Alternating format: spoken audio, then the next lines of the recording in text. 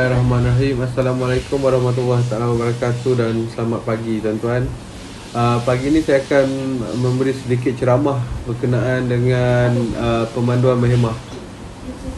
Sebelum saya bagi ceramah, saya nak tanya tuan-tuan, satu hari berapa orang rakyat Malaysia yang terkorban akibat kemalangan jalan raya? Ada sesiapa yang tahu tak? Okey, untuk makluman tuan-tuan, setiap 80 minit kita akan kehilangan satu nyawa akibat daripada kemalangan jalan raya di Malaysia. Itu terpulanglah di Perlis ke, di Sabah ke, di Sarawak ke, di Johor ke, kita akan kehilangan satu nyawa setiap 18 minit. Sebab tu pagi ni saya akan tekankan berkenaan dengan pemanduan berhemah. Okey, pemanduan berhemah ni adalah untuk melahirkan pemandu-pemandu yang boleh mengelak daripada berlaku sebarang kemalangan akibat daripada kecuaian diri sendiri ataupun kecuaian orang lain. Okey, untuk menjadi seorang pemandu yang berhemah, kita mempunyai 4 teknik, iaitu yang pertama, mengenal pasti, menganalisa, membuat keputusan dan bertindak. Okey, untuk menjadi seorang pemandu berhemah, tuan-tuan perlulah mempunyai yang pertama, fizikal dan mental yang sihat sebelum memandu ya. Okey, macam mana kita nak cakap berkenaan dengan fizikal dan mental yang sihat? Fizikal dan mental yang sihat iaitu tuan-tuan mestilah mempunyai darjah kesihatan tubuh badan yang baik, otak yang sihat, penglihatan yang baik, pendengaran yang baik dan boleh menumpukan perhatian semasa memandu. Okey, yang kedua, tuan-tuan mestilah mempunyai kemahiran dalam sistem mengawal kenderaan. Okey, apa maksud dia untuk sistem mengawal kenderaan ni? Tuan-tuan perlulah mahir dalam mengawal kenderaan di dalam ketika tuan-tuan sedang memandu. Apabila tuan-tuan menghampiri bahaya Apa itu bahaya? Kalau bahasa Inggeris kita panggil hazard. Hazard adalah sebarang perkara yang mengandungi unsur-unsur bahaya yang sebenar atau yang boleh mendatangkan bahaya ketika tuan-tuan memandu di jalan raya. Assalamualaikum warahmatullahi wabarakatuh dan selamat pagi. Saya Muhammad Asar Bimian. Saya akan menerangkan mengenai bahaya dan juga prinsip penukaran gear. Okey, yang pertama bahaya. Bahaya merupakan sebarang perkara yang mengenai unsur-unsur bahaya yang sebenar atau yang boleh mendatangkan bahaya. Terdapat 3 jenis bahaya utama di jalan raya. Yang pertama iaitu aspek fizikal seperti simpang, bulatan, seleko dan puncak bukit. Di mana kalau kita menghampiri simpang, ada banyak kenderaan yang ada di situ, kanak-kanak berlintas, kebaran kalian semua akan boleh berlaku. Yang kedua, perkara bahaya ialah kedudukan atau kenderaan yang ada di keliling kita. Kita tidak tahu bila mereka akan melakukan pergerakan seperti masuk ke simpang, tiba-tiba dan sebagainya. Okey, perkara bahaya yang ketiga ialah itu perubahan terhadap keadaan permukaan jalan dan cuaca. Seperti hujan, tiba-tiba hujan, jalan akan jadi licin. Permukaan jalan di kawasan industri seperti berlubang-lubang, kesan minyak tumpah dan sebagainya, dia boleh mendatangkan bahaya kepada kita. Okey, seterusnya saya akan menerangkan tata cara penukaran gear. Terdapat 4 pedoman untuk kita menukar gear. Yang pertama iaitu berada dalam gear yang betul dan siap sedia dengan kelajuan dan lalu lintas. Itu bermaksud macam kalau kita dekat kawasan yang sibuk, tak perlu gunakan gear yang tinggi sebab ia akan menyebabkan pergerakan kita akan lambat dan mungkin akan menyebabkan kematian enjin. Yang kedua ialah penukaran gear itu dilakukan dengan senyap dan lancar. Faktor ni untuk penjagaan kenderaan itu sendiri lah. Yang ketiga pedomannya ialah kita boleh memilih gear yang tepat dalam menggunakan gear. Bukannya dari gear 1 terus ke 3 atau ke 4. Maknanya dia ikut step by step. Dan yang keempat iaitu mengatur anggaran kelajuan maksimal gear kenderaan yang sedang dipacu. Janganlah tuan-tuan semua apabila laju tak tukar gear ke gear tinggi, gear 3 contoh, gear 3 je sampai enjin mengaum-ngaum. Okey, saya akan terangkan sebab-sebab penukaran gear yang lebih rendah pula.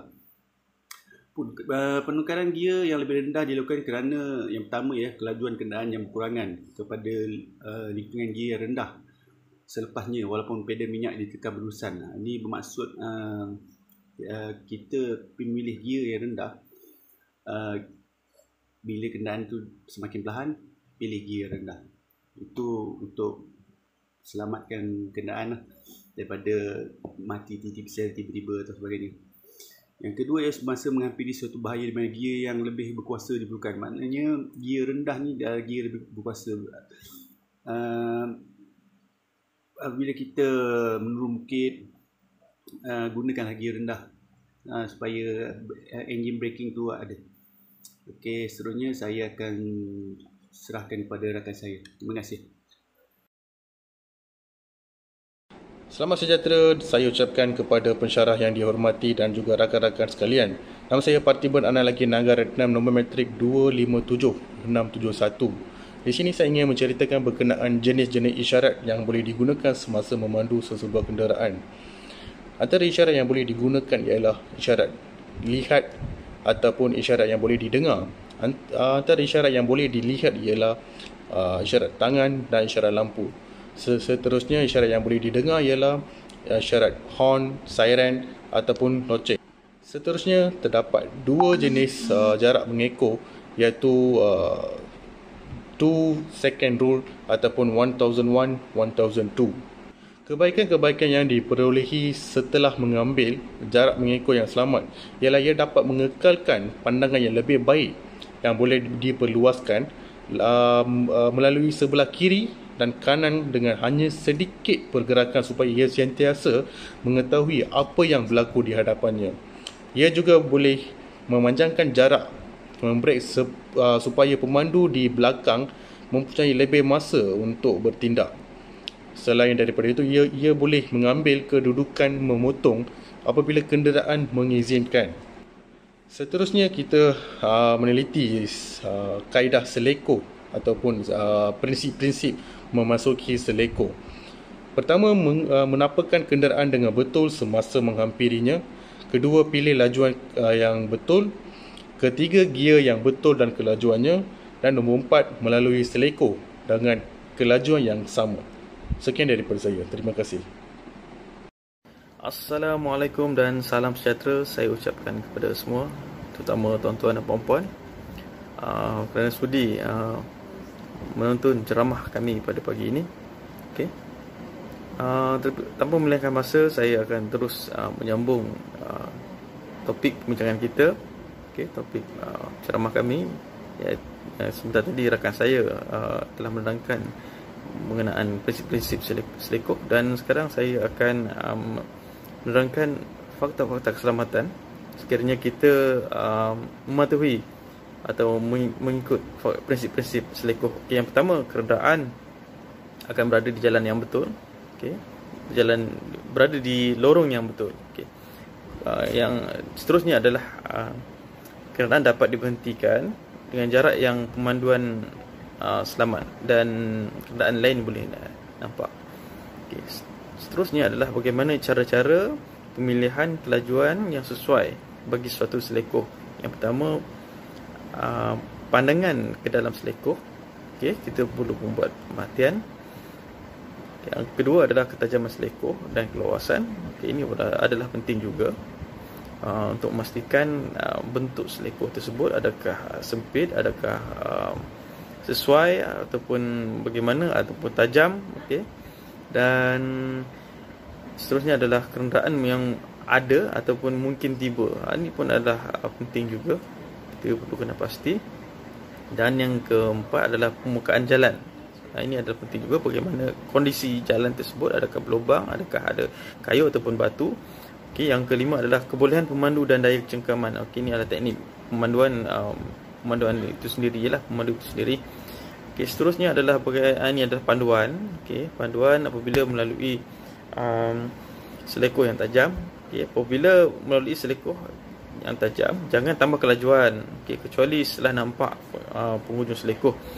Okey. Ingat penukaran gear yang lebih rendah jika memasuki selekoh. Okey, seterusnya adalah teknik memotong. Okey. Teknik memotong. Kedudukan yang betul sebelum memotong sebuah kenderaan mesti adalah mustahak, sama ada kenderaan itu berhenti ataupun bergerak. Okey, kita perlu mengenal pasti kenderaan di hadapan kita bagaimana. Okey, fikir dahulu tentang keselamatan. Adakah pembukaan jalan yang baik? Okey, bukan jalan yang sempit. Perhatikan kemungkinan kenderaan yang sedang datang dari hadapan ataupun dari belakang. Okey. Dan seterusnya kita perlu membuat pertimbangan-pertimbangan yang perlu sebelum kita hendak memotong. Okey, yang pertama adalah kelajuan kenderaan yang hendak dipotong. Okey. Dan yang kedua adalah kelajuan kemampuan kita, kenderaan kita sendiri, bagaimana, adakah kita mampu untuk potong ataupun tidak. Dan yang ketiga adalah kelajuan kenderaan yang sedang datang dan kelihatan. Okey. Ini adalah penting juga.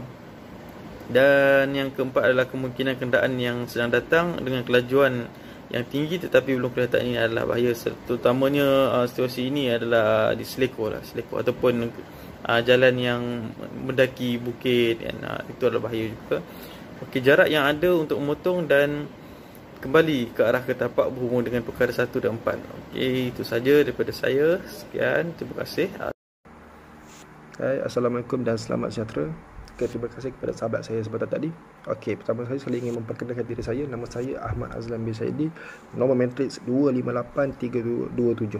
Okey, saya akan menyentuh berkenaan dengan peraturan yang perlu dipatuhi oleh pemandu semasa memotong. Ia ada 3. Okey, yang pertama, jangan kita sebabkan kenderaan yang dipotong atau sedang datang kita mengubah hala atau kelajuan. Jangan kita mengubah hala atau kelajuan dengan mengejut. Okey, yang kedua, elakkan berdesain 3 kenderaan sama ada bergerak sama hala ataupun bertentangan. Jadi kita jangan menggerak kenderaan tu, kita memandu dengan selari dengan kenderaan yang sebelah-sebelahan. Okey.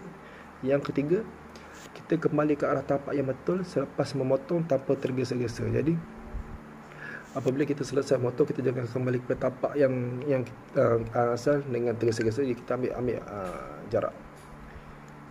Okey, okey, saya akan bercakap dengan membuang atau skidding. Okey, kereta membuang apabila satu tayar atau lebih hilang cekaman yang biasa di atas jalan raya. Itu adalah maksudnya. Okey, sebab kereta membuang adalah yang pertama, kita terlalu laju untuk keadaan yang wujud. Ini adalah sebab asas kita terlalu laju, bawa kereta tergesa-gesa. Okey, yang kedua, memusil steering dengan kasar dan tidak sesuai dengan kelajuan. Okey, kita tengah memandu dengan terlalu laju, tiba-tiba kita membuat memusil steering dengan agak keras, dan kita akan membuat kita membuang. Okey, yang ketiga, kita memacu kereta dengan sangat deras dan mendadak, okey, mengejut. Itu boleh membuat kereta kita membuang. Okey, yang keempat, kita membrake dengan berlebihan dan mengejut. Jadi kita brake secara mengejut, itu akan membuat kereta kita membuang. Okey, cara-cara bagi mengelakkan kereta daripada membuang ialah, yang pertama, kita mesti adalah memperhatikan permukaan jalan. Okey, yang kedua, sebelum menghampiri tempat-tempat bahaya ataupun lubang sebagainya, kurangkan kelajuan dengan membrake mengikut jarak dan peraturan membrake itu. Okey, yang ketiga, jika kita tidak pasti, kita tukar kepada gear rendah. Itu adalah langkah-langkah selamat. Okey, jadi kesimpulan daripada memandu laju ini adalah, yang pertama, jangan kita memandu laju kecuali anda cekap dan profesional dan anda yakin bahawa demikian. Okey, yang kedua, jangan kita lalai walaupun sesaat. Okey, kita mesti fokus apabila kita memandu. Yang ketiga, tentukan anda hanya memandu dan boleh berhenti di jarak yang anda boleh lihat, sama ada siang atau malam. Jadi jika anda tidak boleh memandu pada waktu malam, anda jangan waktu malam. Anda gunakan solusi dengan memakai instrumen tersilau dan sebagainya. Okey, yang keempat, jika anda tambah 2 kali kelajuan, anda hendaklah tambah 4 kali jarak membrake. Jadi apabila anda memandu terlalu laju, anda boleh mengagak di mana anda hendak berhenti dengan perlahan-lahan menggunakan brake. Okey, jadi yang kelima, gunakan prinsip-prinsip memandu yang selamat yang telah anda pelajari di pusat latihan memandu.